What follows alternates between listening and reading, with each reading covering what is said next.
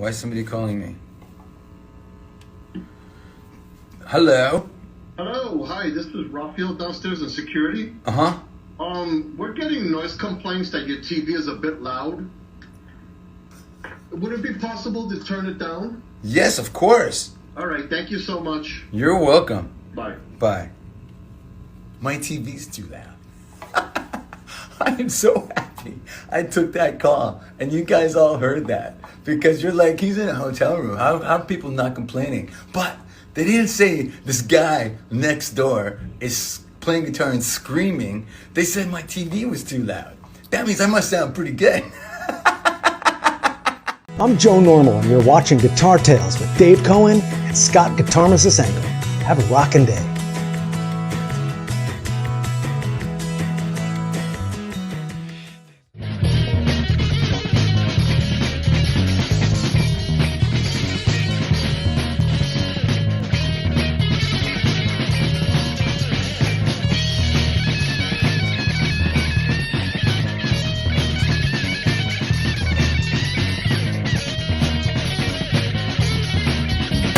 Listen up!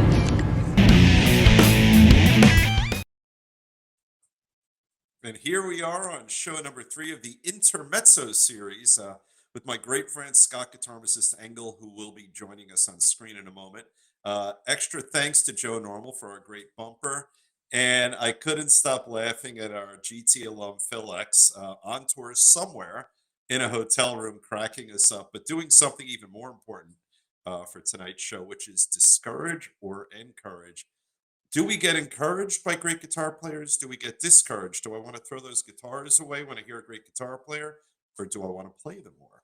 And Scott put up a great post on our Facebook page, and we got all sorts of comments. And we thought, let's do another Intermezzo series. And before we pull Scott on, as always, I want to thank our sponsor, Charles Larita of Mischief Studios, doing wonderful work. We recently referred a client to him, not the dog you hear barking, but a real human being, Steve Petersack, who got great work done by him. So extra thanks to Charles Larita for sponsoring our show. And without further ado, let's get Scott Guitarmachus Engel on the show. Here's a story. It always looks like the Brady Bunch when I come on, It does. except we're missing the other 4 people and Ann B. are. Davis in the middle. No, Ann B. Davis is an amazing shredding guitar player. No, not many people know this.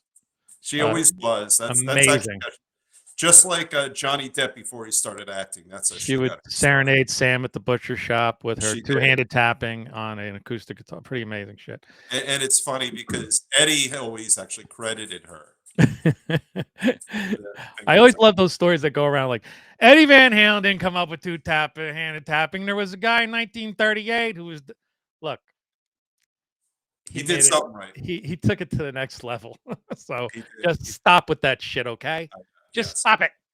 All right, can I slurp right now? Yes. I'm really in a good mood. I'm very excited about today's show. This is a subject near and dear to my heart. And I think a lot of people commented, and I have some quotes, and I have to be real. I will give my opinion. I'm playing in this area in New Jersey. Oh yeah. Very, very intimidating. It is. And you know what? One of my opening thoughts for this topic, and I realized it has universal appeal. But in my day job as an attorney, it's the same thing. If I hear a wonderful attorney give an opening statement, oral argument, things like that, I could be inspired, or I could say, you know what, I want to drop my law license. Yeah. Things like that. So I think our topic today/tonight, it really has universal applicability. We'll talk about guitars, but I think a part of it, I want to ask you, Scott, does a lot of it have to do with the vibe you're getting from that guitar player you're seeing? Is the guitar player musically generous, approachable, or are they a little bit aloof? Because I wonder if that affects the intimidation factor. Yeah, there's some guys that's sort of come off as a legend in their own mind, but you have to realize that could be their on-stage persona, and that's not at how they are at all in real life. Yeah. I'd say 99.9% of all guitar players in the cover bands around here that I talk to off stage and on stage, and we've had on the show, A Yeah. couple of guys, they're pals of mine. I just love what they do, and I encourage them to keep doing what they do. And it's I don't feel like it's a contest. I feel like we all have something to offer. Like, he's a really good guitar player, but he's not a super great singer. Maybe I'm a better singer than he is, and like, you can't get into all that. No. You can't. So everybody's got their own little bag of tricks. So You know. give me on your end, because I think that the perceptions from you are more important than from me today. Um, Give me a scenario. It doesn't have to be real. You could almost be like a composite character, not necessarily this happened in 1996 kind of thing. Mhm. But give me that scenario where you felt intimidated and did feel discouraged. Just sort of generically speaking, what kind of factors are important? I played gigs where when I found out beforehand, before I started playing, that there was some gunslinging guitar player in the crowd that was there to see the Yeah, band, and it gets into your head. I made a tremendous amount of mistakes in the first 5 minutes of that gig because I was just so. And when I told said guitar player, man, you're here. I wanted to be good, and I was fucking up. And right. he's like, when you come to my gigs, you make me nervous. Like I mess up. Oh, there you go. I'm like, what? You? He's like, yeah, yeah, yeah. You get it. It gets into your head, because you all want to impress each other or just show your stuff. Yeah, Uh, yeah. In my mind, I thought of a few. I won't go through them all. I just thought of a few experiences on the handful of occasions when I've gigged where I felt that way, yeah, and I thought of a few in the law. yeah. Where if there was an attorney I really, really respected, in the gallery watching me during trial, Hmm. there will be a little bit of that intimidation factor. But let me switch it on you right now. Have there been occasions, again, not necessarily a real one, but just sort of a composite scenario where you're not playing, you're in the audience, and you're watching someone on stage or practicing, doesn't matter where, Hmm. and not necessarily shredding, but just playing so well that you feel a little discouraged, like why am I not at that level? Uh, maybe I used to feel that way when I Okay. was starting out, but at this level now, I mean, I'm 59 years old. I pretty much plateaued, but I, I've said that. But then just a couple days ago, I learned a new Randy Rhodes lick that I didn't think was I could ever play. I'll never play in the band. It's just for myself here at home. Right. Uh, I didn't even video it and put it up anywhere, but because I was just having fun with it. You Right. know, So and that's I'll interesting. do that. I will play. I'll hear a song on the radio or an old song, a new song, doesn't really matter, and I'll go, ooh, what's he doing there? What's she doing there? I need to figure that out. So I Right. go right to YouTube and pull up Carl Brown or Marty Well, songs or somebody. And these guys, it's like having a teacher in your living room. all right, I'm glad you brought that up. So you and I were texting that a few days ago, and I was all happy. I told you I did the Joel Hoekstra. I was playing 10 minutes. It became more than 10 minutes. But I heard on the radio the ridiculously simple It's a Long Way to Rock and Roll or A Long Hmm. Way to the Top by AC/DC. Right. And I thought in the beginning, I'll learn it the old fashioned way. I mean, I could kind of figure it out. It's not that hard. And then I got lazy. I went on YouTube. I ultimately liked Schwartz. I liked his tutorial better than the few Hmm. others I saw. And as I did it, it's absurdly easy, at least to do it at my level. I'm not saying Yeah. it's to do it as well as they do. I found myself not having enjoyed the process as much as the old days when you had to think a little bit more Yeah. and figure stuff out. I mean, Schwartz is just an amazing teacher, Yeah. you Yeah. know, and I think I, I think it took away from for me. It's not growth. The most I'll ever get is catching up to the way I played 20, 30 years ago because Hmm. I'm not active like you are. But I'm going to ask you: do you think that us jumping on YouTube sort of retards our growth as guitar players, where we don't have to go through as much of the struggle to learn it as we did pre-YouTube? Well, I could tell you that uh, songs I learned by trying to listen and uh, with tapes and CDs and stuff, I did not learn those songs accurately. In fact, like just like a few months ago, I found out I was playing Hell's Bells wrong for like 30 years, Right. playing it way harder than it actually was. And when Well, I went on and said, "Oh, is that all it is?" but you're literally an artist. So you know, like you paint. I mean, you are a straight up artist. When you Yeah. put this show together, you're an artist. So getting on YouTube, I'm gonna give you a little pushback on your theory, right?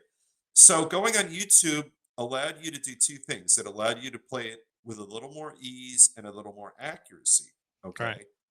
But in terms of your growth as an artistic musician, which I personally know you to be, does it also help you grow as a musician to sort of to learn sort of the right way to play it?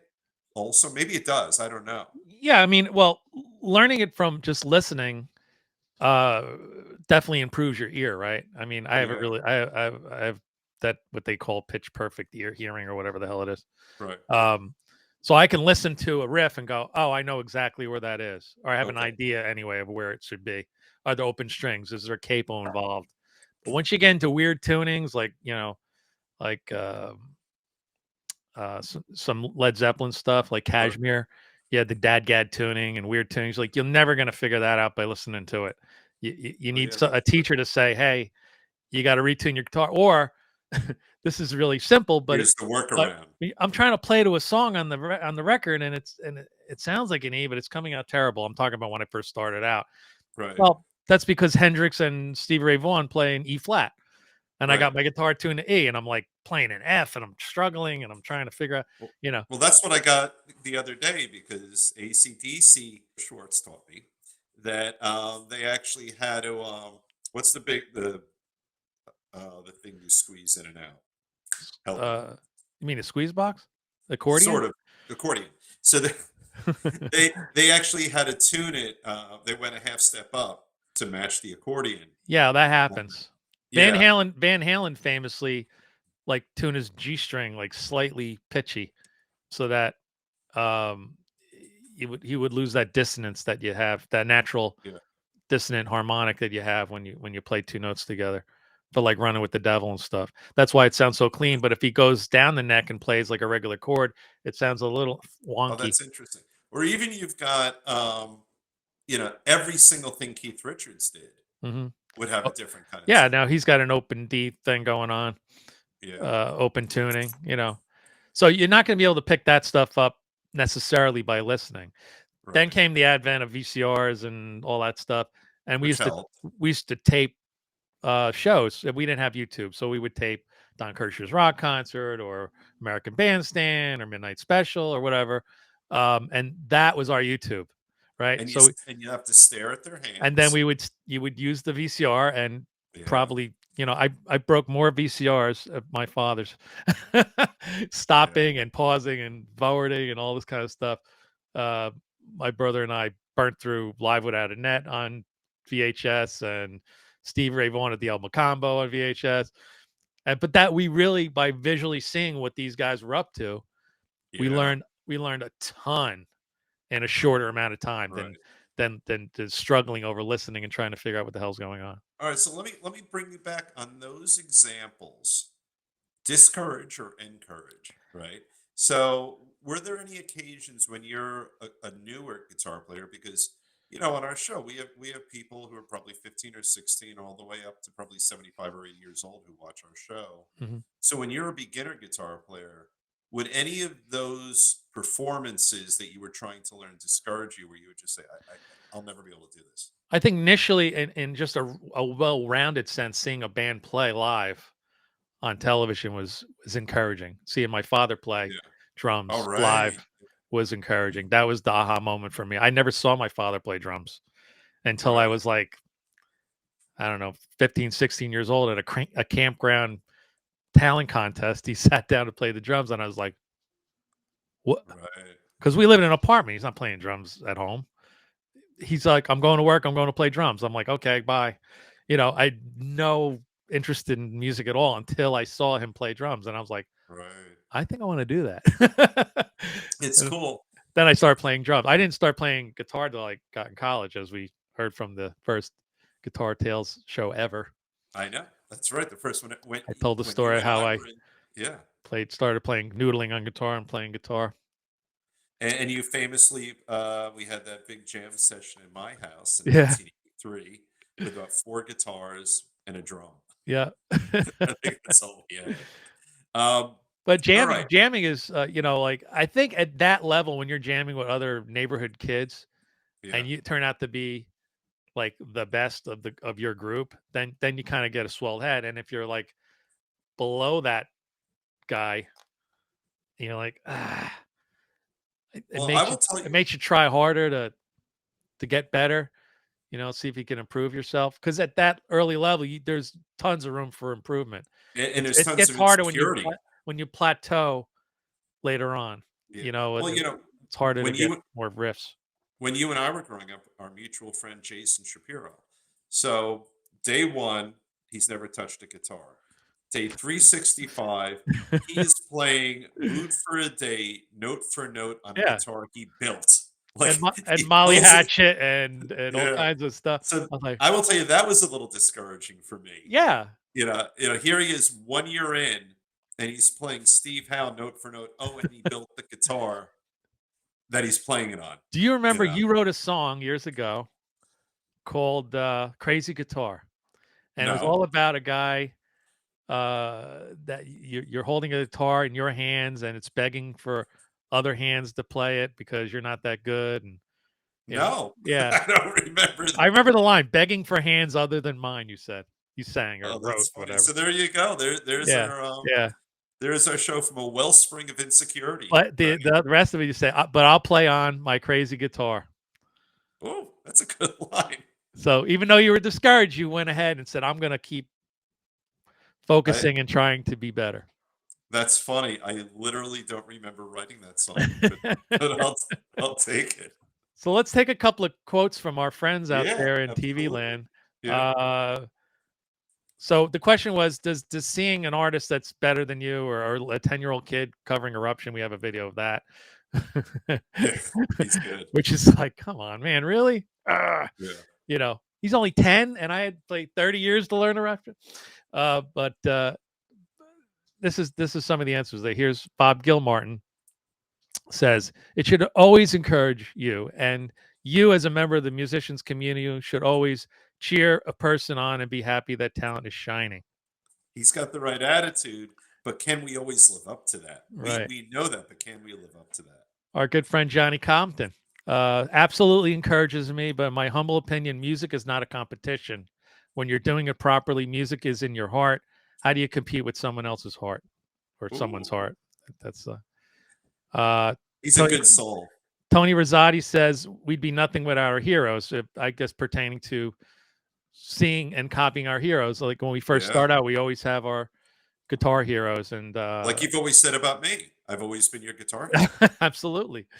My early influences, you can hear my playing now, and I don't even realize it. That it's an amalgamy of a bunch of different players I've heard over the years. Some guys are famous if you've heard of. Some guys are not so famous. We can get into shredding versus slow hand. That's a whole nother. That could be a whole nother show. I know. Here's an honest answer from Glenn Scholler. Hope you said your name right, Glenn. It's a constant inner battle. The more you learn, the more you realize how much you really don't know, and that is so true. It really is.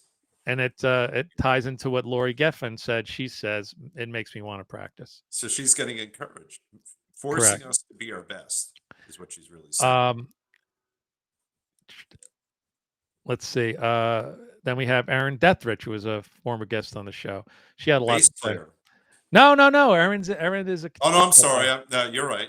Yeah, she's the shredder. That's right. Yes, Erin the Shredder. Yeah. Who talked about brand snobbery. It was a great episode. You should check that out. I like watching other players because it allows me the opportunity to study new sounds, a riff, or technique that I didn't have in my repertoire before. Very true. And you can add that and be inspired with it. And then finally we have Bill Bishop, who very truthfully said this. Literally, everyone is better than me. And he did That's such put a funny he did comment. put a laughing emoji after that. But what he's saying is sometimes it is a little discouraging when you We see can feel that way, yeah. some young buck, come up there. And when I mean young, I mean like child prodigy good Why young. don't you show us right now, Mr. Scott? So this is a segue. Let's this is one of my favorite clips of all time. It explains itself. Do you play guitar, Collier? Put it in the mic. Yes. What songs do you know? I know a lot of Metallica songs. You want to do a Metallica song? You want to do a Metallica song? All right. Do I know a lot of Metallica songs? Me and Taylor know Metallica songs.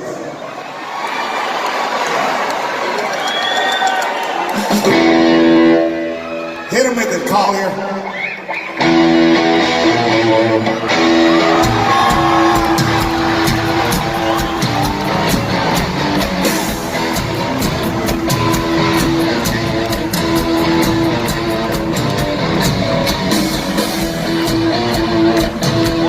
Break the reverse, see, let's hit it. Say your prayers, but don't run, power. Anyway, you get the It's idea. so great. I mean, he's completely young and completely fearless, right? Yeah, I know. That's one He's thing you always- have when you're younger. I never had stage fright till I was over 30. That's funny. I just didn't care. I was fearless. I would just go out Yeah. there and do all kinds of trickery and so forth and get away with it. And now that kid was- I almost think too much. Like, oh Yeah. God, here comes the solo. Loosen up. Right. Here it comes. Yeah, You that know. kid was beautifully fearless. He wasn't smart enough to know he should worry. Which is great. But it's a clip I must have seen it 100 times. He's in an arena playing with the Foo Fighters and For 20, 30,000 people probably. the late great Taylor Hawkins on drums. Poor guy. Yeah, I know. But what a memory, huh? Yeah, it's something. And those kids are all over the internet. And we've talked with a couple of guests about them. A lot of them, in terms of what makes rock and roll, they're learning this stuff. Some of them I think will grow up and have what we might call the rock and roll attitude. Some of them might Yeah. not. Some of them might just be really great technicians, and not necessarily have or even ever develop feel So because it's lesson driven sometimes. I have this question just popped in my head because it's happened to kids we went to school with and over the years that were like really into playing. I mean, really into it. They're in bands. They got the guitar. And then somewhere along the line, it just stops. Yep. They sell their stuff, or they don't play anymore. I used to play, or they got an injury and they can't play. That's one thing. But sometimes they just stop Yeah. playing, and they were really good. and Yeah. I'm always surprised to hear, like, why did you stop playing? Yeah, and I think that's dovetailing into what I was trying to convey a moment ago, which is that a lot of the kids we're going to see on YouTube, they'll have parents our age, let's say, and they get put in, Yeah. they get guitar lessons starting at age 3 or 4 or something like that. Probably parental pressure. I would suggest not very different from a lot of the kids who get pushed into sports early. Mhm. And I think they get burned out because you and I did it organically. Right. That goes a and- long way. Yeah, I think so. And we did it out of love for music, and here I am. My guitar is a huge part of my life, but Yeah. no one pressured me to do it. Same thing with you. Right. And I wonder if a lot of these shredders we're seeing on social media these days, if we had a crystal ball, if they'd still be playing in 10, 15, 20 years, because they might not be doing it from love. They might be doing it because their parents just had them do it. We've had musicians on the show that were trained classically, like Our Dor- Juilliard friend. Dorian Chia. Yes. And the violin and violin is something you just can't pick up and start noodling around with. But he also told the story how he was he wanted to play guitar so bad that he stole one from school. I know, it was such a great story. And he quit. I mean, he plays a little violin now, but he rebelled. And thankfully, Yeah. at least music was still in his blood. Yeah. So I mean, he took it to, obviously playing violin takes it to a different level. Yeah. But we've had classically trained lessons people, if you will. Yep. Like, Yep. Dave, did you practice your piano lessons today? No. Right. So when we had Joel Hoekstra on, he had a great point in regards to as far as practicing guitar, and this is what he had to say. I always preach what worked for me, and that's the consistency. When you play guitar, I always tell people the number one thing is that to try and play your guitar every day. While you're taking lessons from me, try to play your guitar every day, and that's harder than it sounds because people might be like, "You mean I could just pick it up and play for 2 minutes?" Yeah, Right. but the thing is that if you do that, if you do play every day, I've never known anybody that played every day that wasn't good. Yeah. Ever. So, I mean, it's like, just do that. And I'm like, there's going to be times where you're going to look at it and be like, no way. I just worked 12 hours. I just, had the worst day ever. Right. Like, Or I don't like what's coming out of my own hands right now. If you can go over to your guitar and pick it up for 2 minutes, then, you're still going to be the person that wins the battle. So you just got to be the person that keeps picking it up no matter. Yeah, great point. And you know what? Ever since I saw that interview, I do try to pick up my guitar every day. I do the same thing every month. And I try to every month. It really is hard to try to pick up your guitar every day. Especially, and when you do pick it up, are you trying to learn something new and different? So yeah, and I think his point is just to do it. yeah, I think, I think he's always, and you're in the back of my head because you've been pushing me to do it.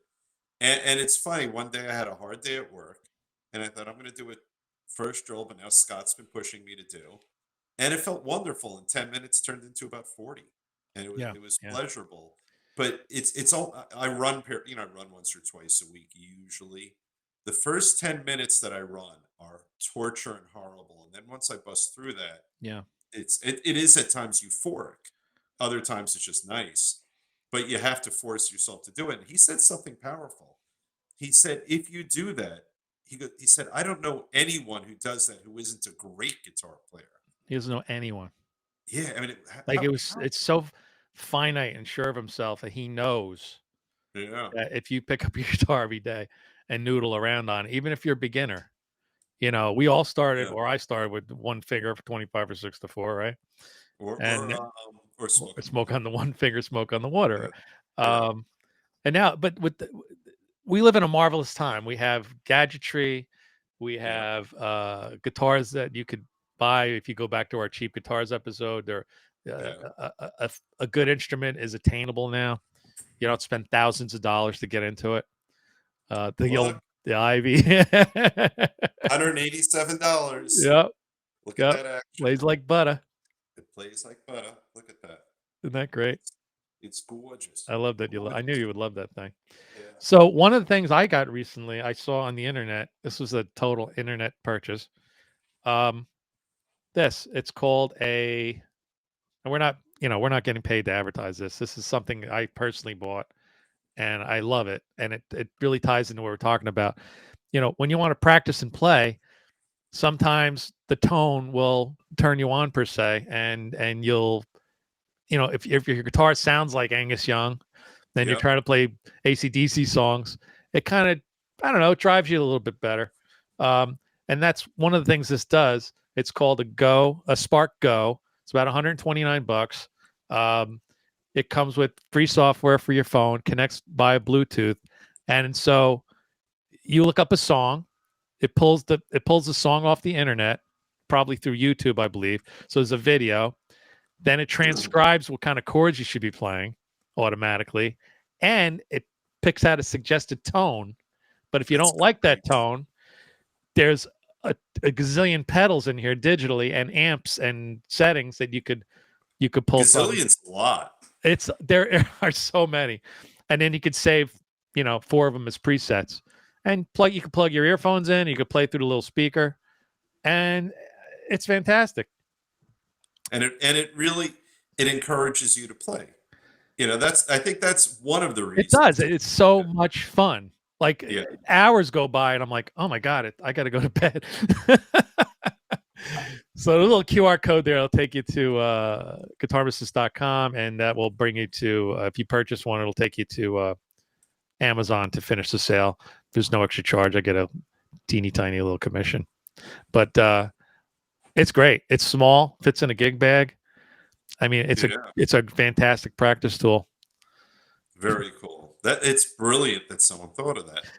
They have bigger models Right. that they make, which are a little more expensive, but they all use the same software. So they have one that's like a little cube, and they have one. The first one is like it's like a lunchbox size amp, which actually is quite loud. But I thought for the price and the portability of this, under 130 and bucks. to learn new songs for a cover band and pull up tones and get into it and pull up YouTube videos and jam along, I think it's fantastic. Oh, it's great. So much fun. And one of the things, to get you to play more often, I only have about 5 or 6 guitars. I think you have probably 20 or 30. I'm thinning out the herd though. Yeah. But I have your old Gino. Yes. But which is beautiful. It really does play as nicely as a Strat.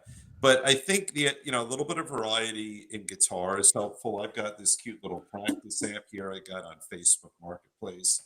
Yeah. It's a fake old one. I don't think it's as genuinely old as it looks, but and like that little gadget that you showed us, a little different tone encourages you to play a little more. Yeah. Where there's flange or chorus or some really cool distortion. Absolutely. I was playing a Police song, right? And so Andy Summers' tone is very unique and famous. A lot of chorus, a lot of echo, a lot of effects, right? Yeah. And at the push of a button, I brought up a Police song, "Driven to Tears," I think, and this Spark amp automatically picked up the perfect tone. Wow. Like people make these tones and they upload them to the internet, and then they give you 2 or 3 to choose from. So if you're gonna do a Pink Floyd song, it'll show you this is the bridge, this is the solo, this is the chorus. There's different tones for different things, and you just go through the tones, and it's so much fun. It really is. That really is, and it's interesting. It's still, I have that old school in me, and I think about, we did a show. I forgot who our guest was, John something, who showed us a rebuilt Leslie amp. Yes. He took us on a tour of his attic. John D. Nicola.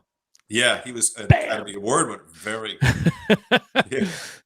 And he was wonderful. And I want that. I'm buying one off of you this weekend. And at the same time, I have such a love. I have my bootlegger tube amp. Yeah. Right. That I love. And I love that, but I also will get nostalgic, and I want to overheat those tubes, and I want to get that natural distortion. Yeah, we're like both wonderful. Like Phil X famously says, we're all nerds, geeks. We love tone, and we're tone chasers. And somebody wrote an entire book about Van Halen tone chasing. And Phil famously said on a show that you had the tone when why are you chasing? You had it. You could stop. But that's the point. Van Halen and all of us never stop tone chasing. We're always looking for like, ooh, that sounds just. My brother texted me today, and he's like, he's got this multi stomp box thing by Zoom, a pedal, and he found the setting, and it's like, oh my God, it sounds just like Eddie Van Halen in the 1980s. It's got chorus in it and distortion. It's perfect, and he was so excited, and it made him play all afternoon Van Halen songs, pretty much. Yeah, and that I was just talking to someone who wants to get her kid to start playing guitar. And I said, you got to go electric. Absolutely. It's not even a close call, because otherwise the odds are infinitesimally. I can't say it. I don't know. You're the lawyer with the big words. I know. I don't talk good. I don't talk good. I don't talk too good. But the kid will drop guitar. If you put that kid on acoustic, the odds are probably 10 to 1 they'll drop. Well, look, if he's a big Peter, Paul and Mary fan, or he likes folk music, I mean, then you're you're chasing your heroes, right? You're getting the same sound they have by playing acoustic guitar. You know, if you're a Jim Croce fan or whatever, you know. Nah, just play But electric. but you get into electric, it's a whole. You actually get the best of both worlds. You could play James Taylor, right? Yep. But you could still He owns an play electric. AC/DC. Yeah. So you know, I listen. Once I started getting stomp boxes, it was like a sickness. Like I got a distortion, then I got an overdrive, then I got an echo, then I got a reverb, then I got a chorus and a flanger, and the minute you plug that in and play one chord, you're like, oh my god, that sounds like. It gets exciting. Fill in the blank. It just your brain remembers. And here's another way it encourages us. If you've got a lot of either distortion or echo, whatever you're putting in there, we all know it will serve as a cover up to less than perfect playing. And the purists might say, no, I only like to play clean. But for the rest of us, it encourages us to play more because the sound is a little nicer, because you're not hearing the mess ups. There's all the sustain and there's a cool sound coming out. Yeah. And then it forces us to become better musicians because we're playing more. I mean, if somebody put up a video somewhere along the line where they were doing like U2 songs, Edge songs without echo. Oh, And it's and it sounded like ding, ding, ding. But once you add that echo, it's part of his tone, part of his sound, and part of the rhythm of the whole song. Everything is coming out of that echoing, you know, that delay, digital delay. And that's part of his art. And it's also, I think, why that the movie where it was him, was it Jack? Who was the other guitar player, and Jimmy Page were on it. It's in black and white. It's 3 guitar players. So it's the Edge, Jimmy Page, and This is gonna get loud, and and White. Jack White. Yeah. And everyone who watches that has such a lack of respect for poor Edge, you know, because he's not a virtuoso. He's just not. I always said he's a sound alchemist. Yes, that's a beautiful way to put it. Yeah. He puts together a sound and a tone that services the song, right? Yep. Right. And he's an artist. Yeah, and you more than many. I could think of a lot of songs that use, you know, the wah-wah pedal's the star of the show, the whammy pedal's the star of the show, the digital delay is the star of the show. You know, without those effects, you can't cover "Run Like Hell" by Pink Floyd with all that digital madness going on. No, or what's his name? The one who just went on tour again. It was supposed to stop playing with the mouth. Peter Frampton. Peter Frampton. Yeah. What's that song going to sound like without a talk box? It won't sound like it. Yeah, it just won't sound like it. I mean, that is a huge part of the song. So guitar effects drive us to come up with new ideas. Cathedral by Van Halen, let's say. Yeah. With he's using the volume control on the guitar, and he's got an echo going on, and it kind of sounds like a violin. Yeah. Amazing. But you can't cover that without an echo, and it won't work. No. There's no way that's going to happen. And I'm going to bring us back home on this. So when we talk about our theme, discourage or encourage, for us to encourage ourselves, what you're talking about is perfect. Yeah. Well, you can encourage yourself, and you could be a little, maybe taken back is the right word. Yeah. You know, you see, I saw Steve Vai at the Starland Ballroom. I'll never forget how amazing that was. I was just like, I think I was doing this the whole time. Right. Just staring. I'm like, what is going? His just crazy amounts of notes going on, but in a tasteful way. Yeah. And when I met Steve Vai at that metal show, Jim Florentine brought me along. He called me up, said, "Hey, you want to come down? Steve Vai is going to be on the show." And after the show, one of the things I do when I meet famous people is they don't talk about what they do. Right. Otherwise, it's like, yeah. That's what I did on that song. Okay, yeah. They get bored right away. Steve and I were talking about holistic medicine and bees, believe it or not, for like 15 minutes. And Jim Florentine comes walking by and goes, "Hey, Scott plays guitar," you know, like he knowing that what I do. And he go, and right away he like kind of clammed up a little bit. So I go, So in order to kind of get us out of that thunk right away, I said, "Oh, you play guitar too? Are you any good?" And That's then perfect. I got a little chuckle out of him. But Yeah. yeah, I mean, it's he was so amazing. So amazing. Same thing with Joe Satriani, just amazing players. So you got that level of guy, and then you have, I like some of the old blues players, Yeah. you know, And who could play one note and make the hair on my neck stand up exactly. because I don't have any hair on my head, so it's got to be the hair on my neck. It has to be that hair. Same here. Albert Collins or Freddie King or just so good. Johnny Winter. Oh, I know. and Now, let me ask you this. So you've got our heroes, right? I don't know too often if you watch a hero where you might get discouraged, but what if it's someone within reach? You know, someone you grew up with, someone who was in your immediate orbit, and they're 2 or 3 levels better. I wonder if that's the scenario where it can get discouraging because, like you could look at an internationally famous guitar player Mhm. and think, all right, well that's Stevie Ray Vaughan. right. Dare I say we haven't brought him up before? John Mayer. That would be a Look, whole I'm not like, am I a big fan of John Mayer? No, but I can appreciate his guitar playing. He's damn good, right? But It's then very you good. get, so you're at Bar A one day and, guitar player X, I'm making up a name, not Phil X, but, just some random guitar player shows up who's at your level, but you watch her or him and you feel like, wow, they do that better than I do. They do that better than I do. And they're 10 years younger. I think vocally I can bring it sometimes. I could tell you that Yeah.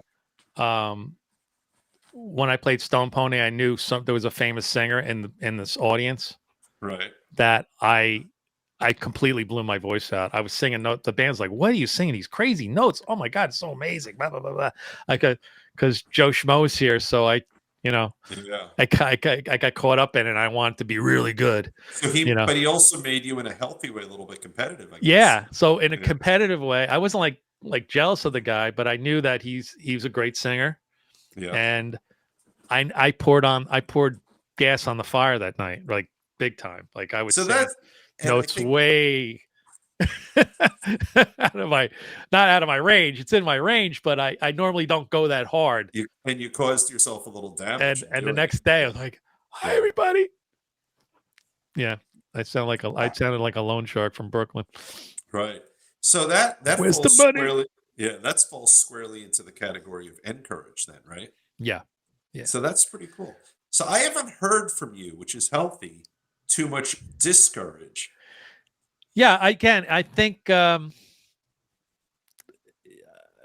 discouraging happens at the early levels of your journey.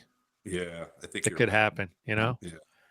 because I had it on because when I was playing drums, when I was a kid, and I used to go to a lot of drum clinics with my father, who was Right. emceeing these things, and I met some of the greatest drummers in the world. I mean, Yeah. Louis Bellson, Buddy Rich, Simon Phillips, Billy Cobham, all kinds of really high end, amazing drummers, and I was just like, oh. Yeah. Am I ever going to get that good? Oh man, I don't know. Well, and they would just tell me, "Oh, yeah, practice every day, keep at it. Speed, you got to start slow and work up your speed, and all these things." And I'm like, "All right, well," and I did get okay on drums. I don't think I was world class awesome, Right. but I mean, there's even in the drum world, there's some drummers that just have a really good groove and they're not really super quick fancy, Ringo. like Ringo or Steve Gadd. Yeah. They're not known for their fast playing. No. And is fast is it's not, there isn't any speed limit on music per se, but I mean, sometimes fast is too fast. It's too like your brain can't even absorb sometimes what you're hearing. I mean, And that's another thing I'm seeing all over the internet. There's a couple of drummers who will take silly videos that are going viral and make songs out of them. Have you seen these? yeah, And they're like human metronomes. I mean, Yeah. they're some of them are like physically jacked. They're big guys, and they are just machines. I think as far as guitar playing, when you do have a fast riff in your repertoire, as Aaron Dethridge says, Yeah. It'll stick out a little more if everything else is kind of serving the Yeah. song, Right. and kind of like a bit of a bluesy lick and some feel, and you're stretching your notes and they're in pitch. Right. Right. You throw a little two-handed tap here and there, but nothing nutty. That's why Jeff Beck was so great. Yeah. Right. He would like, the fast stuff would stick out at you because the rest of it was sort of fluid and melodic and there was cool things going on. And then he would play something, you go, whoa, what was that? Yeah. Well, it's what The you whole said. thing is Yeah. fast. No, then you're done. I'm like, I can't absorb all that. You mean all like the- Yngwie Malmsteen? Yeah, I'm very, very bored at one of his concerts. It was so over the top that I actually kind of started tuning out. Yeah. It wasn't inspiring me at all because I'm like, I can't do that. I'm never going to do that. Well, one of the themes we've had on the show countless times is the notion of selflessness. So you mentioned before service to song, Yeah. and you, along with many other guests, have talked about playing to your audience, making sure that the people in attendance have a good experience. And when a guitar is there to service one's own, or a solo or any kind of playing, is solely designed to service one's own ego. Mm-hmm. That's not even music at that point. I mean, I invented my own little solo for Country Roads, believe it or not, that we play in the band all the time. And it's got some slow, stretchy notes in it with a little two-handed tap, a la Neil Giraldo, and Jeff Beckish I got a little whammy bar going in there to make it sound sort of like a slide. Right. But way over the top for an easy song and I could play a lot easier of a solo, but I was like, let me do something creative, a little more interesting and creative, That's I said 10, 15 minutes ago, you are an artist or something. and even when you're playing a cover, you can't help, nor should you help, from being artistic. You got to sprinkle in your own self into when you're doing covers anyway. I mean, there are iconic solos and iconic songs you really can't deviate from. Like if you're playing in Guns N' Roses, let's say, you got to play the riff exactly the same way, and the solos exactly the same way. Or we're doing Metallica, I try to cop the solo the same way, or Bon Jovi or something. But once in a while, if we're playing some kind of funk song, and I am allowed to go nuts, or we do Superstition. So it's in the flavor of Stevie Ray Vaughan, but I'm not playing like Stevie Ray Vaughan. Right.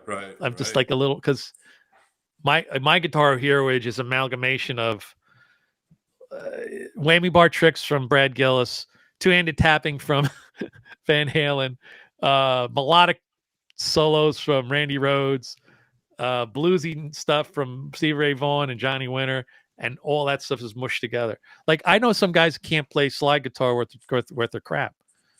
Right. It just doesn't come off well.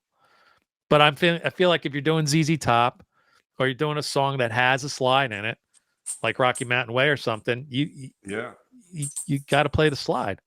You got to play the slide. And if the song has a talk box in it, you better get out the talk box. Don't give me this wah-wah pedal stuff, which sounds close, but it doesn't sound like the song. You could get that extra. You got to service the song. Or I use my little toy ray gun for Rebel Yell that I stole that idea from Steve Stevens. Or you're a kazoo. Kazoo, yeah. I'm dying to bring out the marching band drum. Oh, that would be fun. I'm bothering everybody about that. I bought lighted sticks. I bought this marching band drum like 6 years ago. We were going to do something with it. Nothing ever happened. I'm like, guys, we brought the confetti cannon back the last show. Let's bring this marching band drum into the thing. It's going to be solid. People are going to go crazy. I think it's a great idea. Put on a show. Yeah, absolutely. Well, just like that, 50 minutes went by. I know. It's crazy. We thought we were going to do 30. Nah, we're on all kinds of topics and stuff. So you want to talk about our merch or upcoming shows? Yeah, I'll give you the upcoming shows. I'll talk about the merch. Why don't you slide it onto the screen a little bit? All right. Well, upcoming shows wise, we have scheduled to appear, we should say, because things always not booked yet. Happen.